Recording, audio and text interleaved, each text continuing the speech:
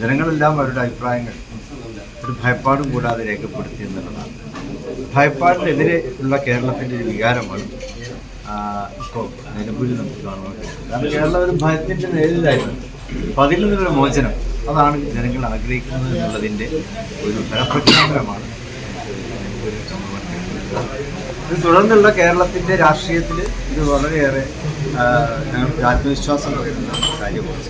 അപ്പോൾ UDF-ൻ്റെ നേതാക്കൾ എല്ലാവരും അത് എടുത്തു പറഞ്ഞു കഴിഞ്ഞു. ഞാൻ ഒറ്റക്കെട്ടായി കേരളത്തെ വീണ്ടെടുക്കുന്നതിന് വേണ്ടിയുള്ള അതിലേക്കുള്ള പ്രയാണമാണ് നടത്തുവാനുള്ളത്.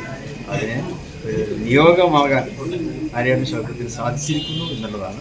അദ്ദേഹത്തിൻ്റെ പിതാവ് UDF-നെ ശക്തിപ്പെടുത്തുന്നതിൽ വലിയ പങ്ക് വഹിച്ചതുമായി ഷൗക്കത്തിനും ഒരു MLA എന്നുള്ളതിലേക്ക് UDF-നെ ശക്തിപ്പെടുത്തുവാനും നിലമ്പൂർ നിയോജകമണ്ഡലത്തിന് കൂടുതൽ കാര്യങ്ങൾ ചെയ്യുവാനും സാധിക്കും. എല്ലാവരുമുള്ള ആശംസകളും വിജയങ്ങളും ഞാൻ നേരിടുകയാണ്. നിലമ്പൂരിൽ യഥാർത്ഥത്തിൽ തെരഞ്ഞെടുപ്പ് പ്രചരണം തുടങ്ങിയത് മുസ്ലിം ലീഗ് ആദ്യം മുന്നൊരുക്കം എന്ന് പറഞ്ഞൊരു വലിയ പരിപാടി, താഴെ തട്ടിലെ അണികളെ മുഴുവൻ സജ്ജരാക്കാൻ തെരഞ്ഞെടുപ്പിൽ സജ്ജരാക്കി. അത് കഴിഞ്ഞ് ഉള്ളൊരുക്കം എന്ന് പറയുന്ന പരിപാടി, മുസ്ലിം ലീഗിന്റെ നിയോജകമണ്ഡല പ്രസിഡന്റൊക്കെ ഇവിടെയുണ്ട്, ഇക്ബാൽ മാസ്റ്ററൊക്കെ എൻ്റെ ഇവിടെയുണ്ട്. വളരെ സജ്ജമായതിന് വാസ്തവത്തിൽ തെരഞ്ഞെടുപ്പ് പ്രചരണ തുടക്കത്തിൽ മുസ്ലിം ലീഗായിരുന്നു മുന്നിൽ, കോൺഗ്രസ് കുറച്ച് പിറകിലായിരുന്നു.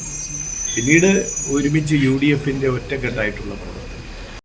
ഏറ്റവും പുതിയ വാർത്തകളും വിശേഷങ്ങളും വിരൽ തുമ്പിലറിയാൻ സീ മലയാളം ന്യൂസ് എല്ലാ ഡിജിറ്റൽ പ്ലാറ്റ്ഫോമുകളിലും ലഭ്യം.